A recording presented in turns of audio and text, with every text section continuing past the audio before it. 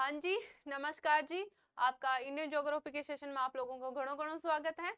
तो हम जो पढ़ रहे थे भारत का सामान्य परिचय पढ़ रहे थे, जो हम कल पढ़ रहे थे उसका एक बार अपन शॉर्ट रिवीजन कर लेते हैं। हम देख रहे थे कि जो भारत है उसकी विश्व में स्थिति कैसी है। तो विश्व में हमने देखा जाए 0 डिग्री देशांतर है, उसके क्या है पूर्व में स्थित है, इसका मतलब पूर्वी गोलार्ध में स्थित है। और 0 डिग्री जो आपके अक्षांश है उसके उत्तर में स्थित है, इसका मतलब विश्व में ये उत्तरी और पूर्वी गोलार्ध में स्थित है। अगर एशिया की बात करें तो एशिया के आपके कौन से हैं, दक्षिणी भाग में स्थित है। उसके बाद में हमने बात की थी कि जो भारत है वहां पे 28 राज्य और 8 केंद्र शासित प्रदेश देखने को मिलते हैं। क्षेत्रफल की दृष्टि से सबसे बड़े अगर राज्य की बात की जाए तो वो आपके राजस्थान है। फिर सबसे छोटा कौन सा, आपके गोवा है। उत्तर प्रदेश एक ऐसा राज्य है जिसकी सीमा सर्वाधिक राज्यों से लगती है। फिर हमने नॉर्थ ईस्ट के राज्यों की बात की, जिसमें हमने शॉर्ट ट्रिक देखी थी, नमा मी यानी नागालैंड, मणिपुर और मी यानी मिजोरम की बात की थी। फिर हमने देखा केंद्र शासित प्रदेश। अपने देखा टोटल कितने 8 केंद्र शासित प्रदेश हैं। हमने देखा लद्दाख है, फिर जम्मू कश्मीर है, चंडीगढ़ है, दिल्ली है, दमन दीव और दादर नगर हवेली है, इन दोनों को मर्ज कर दिया है। फिर आपका कौन सा है, लक्षद्वीप है, पुडुचेरी और अंडमान निकोबार है, जो प्रमुख आपके 8 केंद्र शासित प्रदेश है। अगर कोई पूछ ले आपके क्षेत्रफल की दृष्टि से सबसे बड़ा केंद्र शासित प्रदेश कौन सा है, वो है आपके लद्दाख वाला जो क्षेत्र है वो आता है। फिर हमने पुडुचेरी की बात की थी। पुडुचेरी है, उसके जो आपके 4 जिले हैं वो आपके अलग अलग राज्यों में स्थित है। तो इसका जो यनम है, यनम जो जिला है वो कहाँ पे है, आंध्र प्रदेश में स्थित है। फिर आपके पुडुचेरी और जो कराईकल है वो कौन से राज्य में है, तमिलनाडु राज्य में स्थित है। फिर जो आपके जो माहे हैं वो आपके केरल राज्य में स्थित है। फिर हमने देखा था कि दमन और दीव है वो आपके कौन से हैं, तटीय क्षेत्र में स्थित है यहाँ पे। जबकि ये जो दादर और नगर हवेली है ये वो कौन सा है, गुजरात और महाराष्ट्र की जो सीमा है वहां पे स्थित है। फिर हमने देखी आपके साइज ऑफ इंडिया, साइज यानी भारत का आकार देखा था, जिसमें हमने 2 की बात की, एक तो क्षेत्रफल के आधार पर, दूसरा आपके जनसंख्या के आधार पर। अगर क्षेत्रफल के आधार पर बात करें तो क्षेत्रफल भारत का कितना है, 32,87,263 इसका क्षेत्रफल देखने को मिलता है। और विश्व में अगर इसका स्थान देखने को मिलता है तो क्षेत्रफल की दृष्टि से 7वां स्थान है। और विश्व में अगर देखें तो 2.4% भाग भारत में देखने को मिलता है। उससे पहले हमने देखा था कि आपके 6 बड़े देश हैं, उसमें आपके रूस आ जाएगा, फिर उसके बाद में कनाडा आ जाएगा, फिर आपके आएगा वो है आपके यूएसए, फिर आपके है चीन है, फिर ब्राजील और ऑस्ट्रेलिया आपके आते हैं। जो 8वां है क्षेत्रफल की दृष्टि से वो कौन सा, आपके अर्जेंटीना है। तो अब हम देख रहे थे जनसंख्या, जनसंख्या के आधार पर हमने देखा था कि जब लास्ट जनगणना कब हुई, 2011 में हुई थी। उसके अनुसार भारत में कितनी जनसंख्या देखने को मिलती है, वो है 121 करोड़। और जनसंख्या की दृष्टि से देखें तो आपके दूसरा स्थान आता है, पहला स्थान आपके चीन का आता है। फिर हमने देखी थी विश्व की जनसंख्या का कितना प्रतिशत भाग में भारत में निवास करता है, वो है आपके 17.5% भाग भारत में आपके निवास करता है। फिर हमने बात की थी आपके भारत के विस्तार की बात की थी, तो हमने देखा उसमें अक्षांशीय विस्तार देखा। अक्षांशीय विस्तार मुख्य भूमि से आप देखें तो 8 डिग्री 4 मिनट से लेके 37 डिग्री 6 मिनट तक देखने को मिलता है। अगर कोई देशांतरीय विस्तार की अगर बात करें तो वो 68 डिग्री 7 मिनट से लेके 97 डिग्री 25 मिनट के बीच देखने को मिलता है। फिर अगर आपसे कोई पूछ ले दक्षिणतम बिंदु, कोई पूछ ले आपसे दक्षिणतम बिंदु, तो वो है आपके इंदिरा पॉइंट है, जिससे पिग्मेलियन पॉइंट या पार्सन बिंदु भी बोला जाता है। फिर हमने देखा था कि मुख्य भूमि से दक्षिणतम बिंदु कौन सा है, वो कौन सा आपके कन्याकुमारी है। फिर अगर देखें तो इन उत्तरी बिंदु कौन सा है, वो कौन सा आपके इंदिरा कोल है, कौन सा है, इंदिरा कोल है।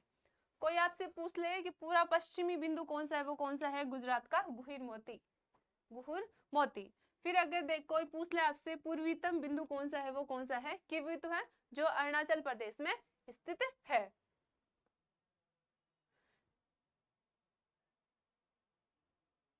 फिर आपसे कोई पूछ ले कि उत्तर से दक्षिणतम की लंबाई कितनी है, उत्तर से दक्षिणतम की लंबाई कितनी है, वो है आपके 3214 किलोमीटर है। आपके पूर्व से पश्चिमतम की जो लंबाई है वो कितनी है, 2933 किलोमीटर देखने को मिलती है। हमने देखा था कि जो अक्षांश होते हैं वो उनसे किसका निर्धारण किया जाता है, आपकी जो किसी क्षेत्र की क्या है कि भौगोलिक विशेषता है उनका निर्धारण किया जाता है, जबकि आपके जो देशांतर है उससे किसी क्षेत्र का स्थानीय समय का पता लगाया जाता है। आज जो हम पढ़ेंगे वो कौन सी है, आपके कर्क रेखा।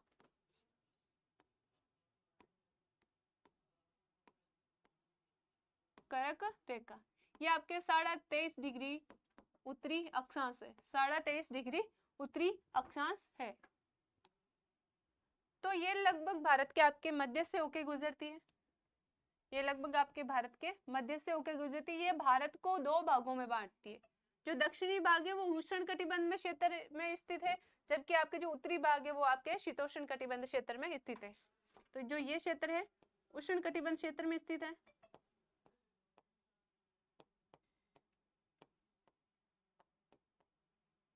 कटिबंध क्षेत्र में स्थित है, जबकि ये वाला पार्ट है ये आपके कौन से क्षेत्र में स्थित है, शीतोष्ण कटिबंध क्षेत्र में, शीतोष्ण कटिबंध क्षेत्र में स्थित है।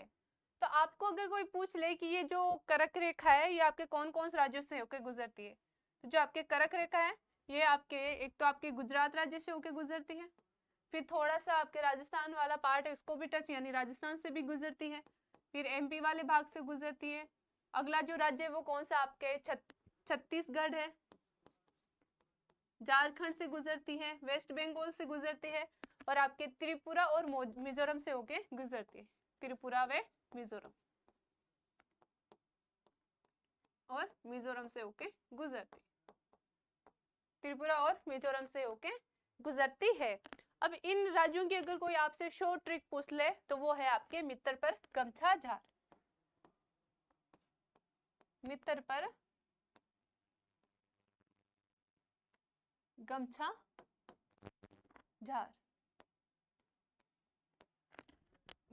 इसका मी का तो मिजोरम हो गया, त्रिपुरा हो गया, पश्चिम बंगाल हो गया, राजस्थान हो गया, गुजरात है, मध्य प्रदेश है, छत्तीसगढ़ और झारखंड राज्य हैं, इनसे होके ये गुजरती है। आपको अगर कोई पूछ ले कि इसकी सर्वाधिक लंबाई किस राज्य में देखने को मिलती है, सर्वाधिक लंबाई किस राज्य में देखने को मिलती है, तो वो कौन सा राज्य आपके मध्य प्रदेश राज्य में इसकी सर्वाधिक लंबाई देखने को मिलती है। और अगर आपसे कोई पूछ ले कि ये किस क्षेत्र से या किस राज्य से कम गुजरती है, तो वो है आपके इसकी लंबाई कम कहाँ देखने को मिलती है, वो है आपके राजस्थान। कहाँ पे, राजस्थान में, तो आपके राजस्थान में देखने को मिलती है। इसके बारे में लिख लेते हैं। तो अगर आपसे कोई पूछ ले कि ये भारत को 2 भागों में बांटती है,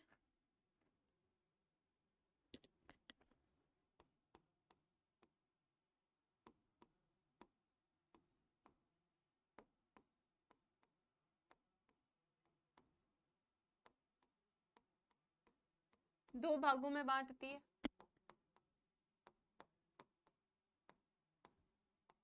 तो आपके कौन सा है दक्षिणी भाग,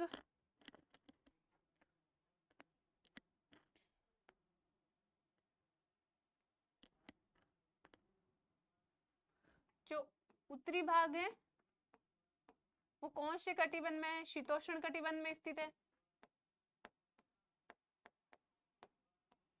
शीतोष्ण कटिबंध में स्थित है। जबकि आपका दक्षिणी भाग है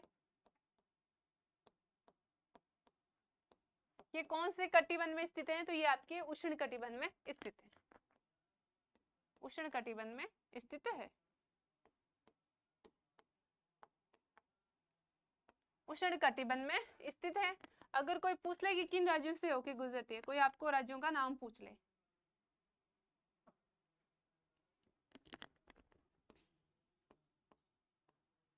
तो ये राज्यों से होके गुजरती है आपके गुजरात,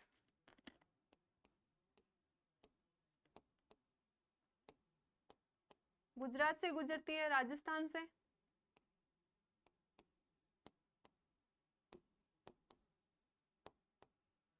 राजस्थान से होके गुजरती है। उसके बाद में कौन सा राज्य आपके मध्य प्रदेश यानी एमपी, फिर आपके छत्तीसगढ़,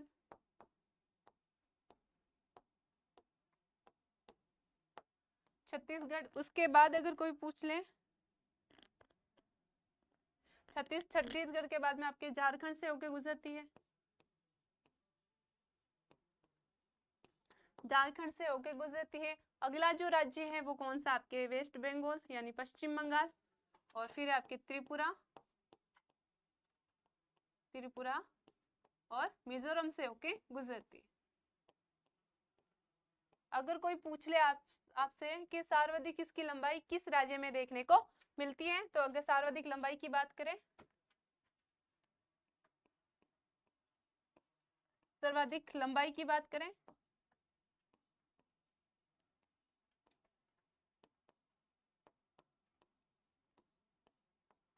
वो है आपके मध्य प्रदेश में। इसकी सर्वाधिक लंबाई कहाँ देखने को मिलती है? आपके मध्य प्रदेश में। और कोई पूछ ले कि न्यूनतम लंबाई किस राज्य में देखने को मिलती है, कोई आपसे पूछ ले न्यूनतम, कोई आपसे इसका पूछ ले न्यूनतम, तो न्यूनतम किस राज्य में देखने को मिलती है? वो है आपके राजस्थान। कौन सा राज्य है? राजस्थान।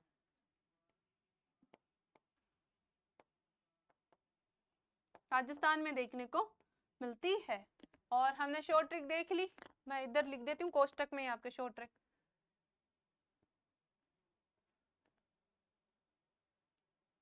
मैं ब्लैक पेन से लिख रही हूँ। आपके शॉर्ट ट्रिक है वो आपके है मित्र पर गमछा जा, मित्र पर, वो आपके उधर लिखी हुई है और लिख देती हूँ मैं, मित्र पर गमछा जा, गमछा जा। ठीक है। अगर कोई पूछ ले आपसे, अगर कोई आपसे पूछ ले कि कर्क रेखा के नजदीक स्थित राज्य तो है, कर्क रेखा के नजदीक स्थित राजधानी कौन सी है? कर्क रेखा के नजदीक स्थित राजधानी कौन सी है? तो कर्क रेखा के नजदीक स्थित राजधानी है आपके रांची। और कर्क रेखा से दूर में स्थित जो राजधानी है वो कौन सी है? आपके जयपुर है। और कर्क रेखा के नजदीक स्थित अगर शहर पूछ ले, राजधानी नहीं शहर, वह है आपके त्रिपुरा का उदयपुर शहर स्थित है। तो अगर कोई राजधानी का पूछ ले,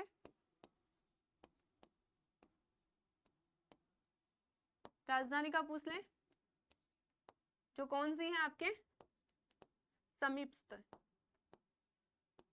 समीपस्थ, अगर कोई पूछ ले तो कौन सी राजधानी है वो कौन सी आपके रांची। कौन सी है?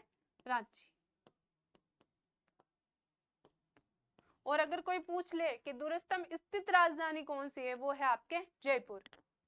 अगर कोई इससे बात करे दूरस्थम की,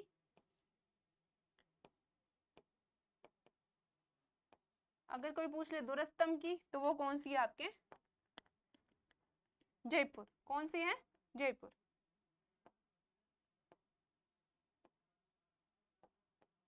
जयपुर है आपके दूरस्थम स्थित राजधानी है। अगर कोई पूछ ले कि सबसे नजदीक स्थित शहर कौन सा है, कर्क रेखा के नजदीक स्थित शहर कौन सा है, वो है आपके त्रिपुरा का उदयपुर से, त्रिपुरा का उदयपुर शहर।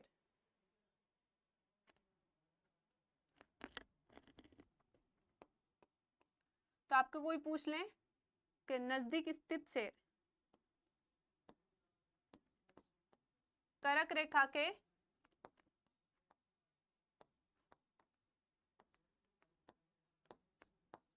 नजदीक स्थित शहर, स्थित शहर। अगर नजदीक स्थित शहर की बात करें, कोई पूछ ले कि नजदीक स्थित शहर कौन सा है, वो है आपके उदयपुर। कौन कहाँ पे स्थित है? ये राजस्थान वाला उदयपुर नहीं है, ये आपके त्रिपुरा जो राज्य है वहां पे स्थित उदयपुर है, उदयपुर से। और ये कौन से राज्य में स्थित है? आपके त्रिपुरा। ठीक है, त्रिपुरा में स्थित है, त्रिपुरा। ठीक है, तो ये हो गया आपके कर्क रेखा के बारे में।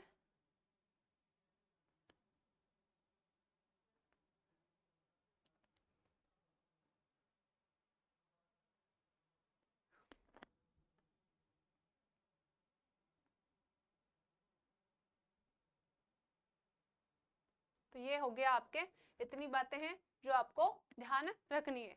अगली जो हम बात करेंगे वो है आपके मानक समय की। किसकी बात करेंगे? मानक समय की। ये रहा आपके मानक समय।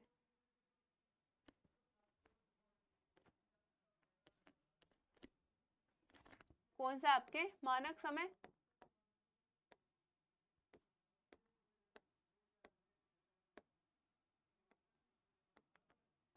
मानक समय। जो 82.82 जो आपके लॉन्गिट्यूड है, आपके 82.82 जो देशांतर है, उसको क्या बोला जाता है? आपके भारत का मानक जो समय है उसका निर्धारण किससे किया जाता है? 82.82 जो देशांतर है उसी को भारत का क्या है? स्टैंडर्ड टाइम माना जाता है। विश्व को लगभग आपके 24 टाइम जोनों में बांटा गया है। विश्व को लगभग 24 टाइम जोन में बांटा गया है।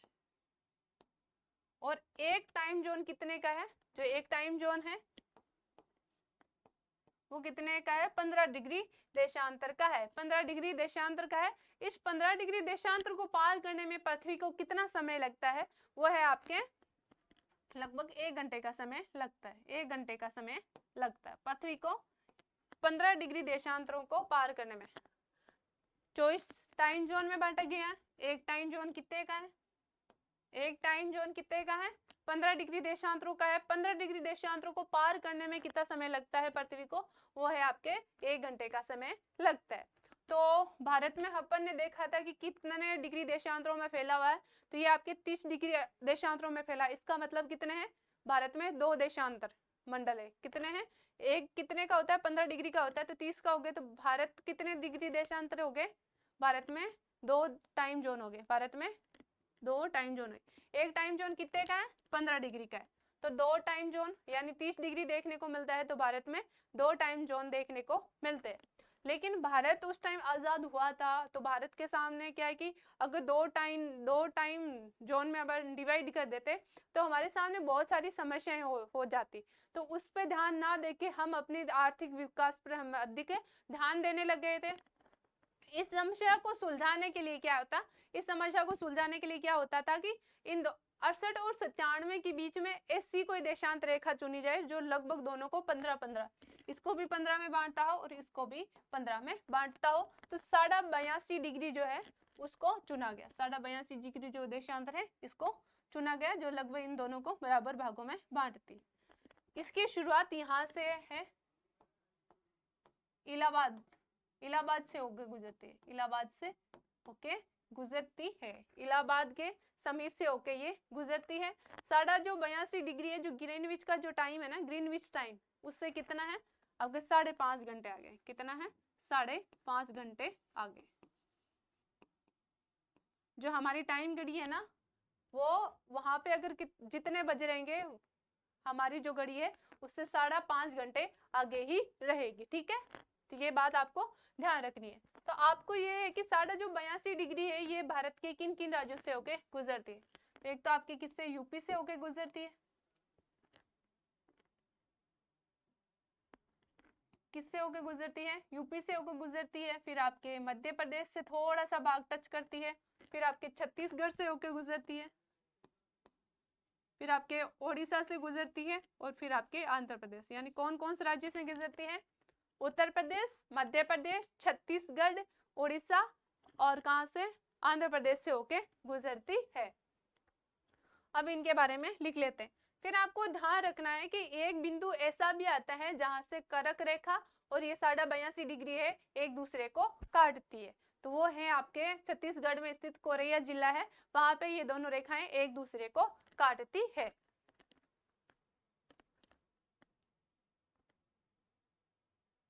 तो हमें किसके बारे में लिखना है?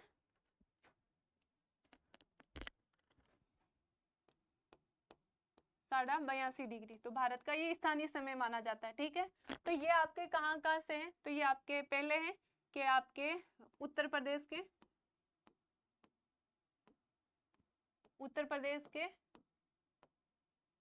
इलाहाबाद से होके गुजरती है।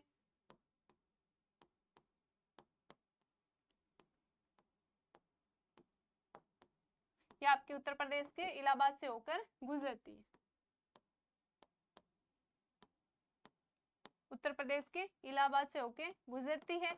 उसके अलावा अगर हम बात करें तो ये आपके ग्रीनविच का जो टाइम है, ग्रीनविच टाइम से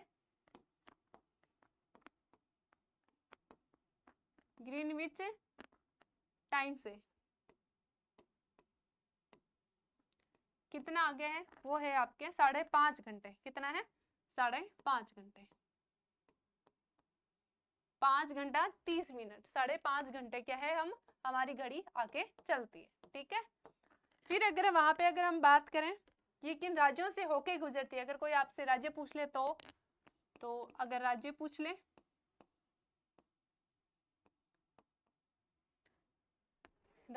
ले तो आपको बताना है राज्य में। राज्य है आपके उत्तर प्रदेश, राज्य है उत्तर प्रदेश। उत्तर प्रदेश के बाद में कौन सा राज्य है, फिर है आपके आ जाता है मध्य प्रदेश, उत्तर प्रदेश, मध्य प्रदेश। फिर आपके कौन सा है, छत्तीसगढ़, छत्तीसगढ़। फिर है आपके ओडिशा, आज का उड़ीसा उसका नाम हो गया आपके ओडिशा। क्या हो गया, ओडिशा। ओडिशा राज्य से होकर गुजरती है। फिर कौन सा है आपके, आंध्र प्रदेश। कौन सा है, आंध्र प्रदेश, आंध्र प्रदेश। आपके इन राज्यों से होके ये गुजरती है, आपको ये बात ध्यान रखनी है।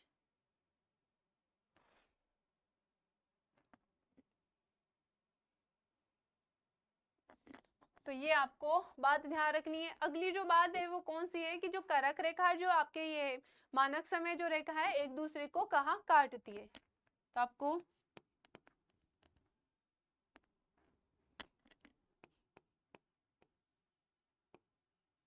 करक रेखा वे मानक रेखा एक दूसरे को कहाँ काटती है, मानक रेखा एक दूसरे को, कोरैया जिला। ये कोरैया जिला कहाँ पड़ता है आपके, छत्तीसगढ़ में पड़ता है। कोरैया जिला कहाँ पड़ता है आपके, छत्तीसगढ़ में पड़ता है। ये आपके वो कोरैया मत गिन लेना आलू वाला कोरैया है, छत्तीसगढ़ है ना। ये किम जोन वाला नहीं है, ये तो हमारा ही जोन है, कोई अलग कोरैया, छत्तीसगढ़। ठीक है, ये कोरैया किम जोन वाला नहीं, अपन के जोन वाला ये छत्तीसगढ़ में काटती है।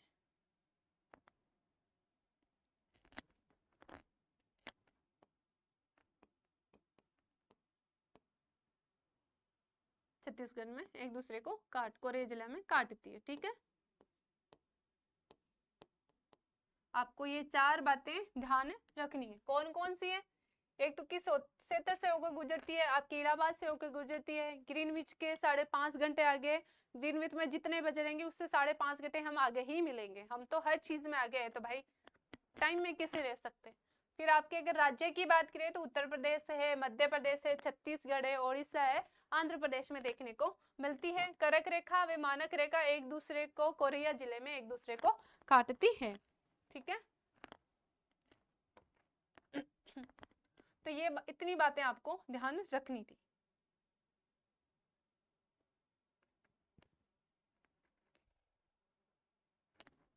तो आपको इतनी बात ध्यान रखनी थी, और इंडियन ज्योग्राफी की आपको बिल्कुल टेंशन लेने की जरूरत नहीं है। मैं चाहती हूँ आपकी जो इंडियन ज्योग्राफी को लेकर लेबर असिस्टेंट या किसी भी एग्जाम के लिए है ना, आप प्रेशर छोड़ ही दो। सारी क्लासेस मैं ले लूंगी, सारा मैटर मैं अवेलेबल करवाऊंगी, बस आपको काम इतना करना है, टाइम टू टाइम आपको क्लास लेनी है।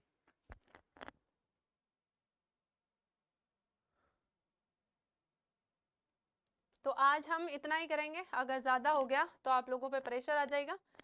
ठीक है, तो ज्वाइन करने के लिए आप सब लोगों का बहुत बहुत धन्यवाद, और पढ़ाई करते रहिएगा, प्रेशर अपन को बिल्कुल भी नहीं लेना है, सब काम आराम से ही करना है। ठीक है, धन्यवाद।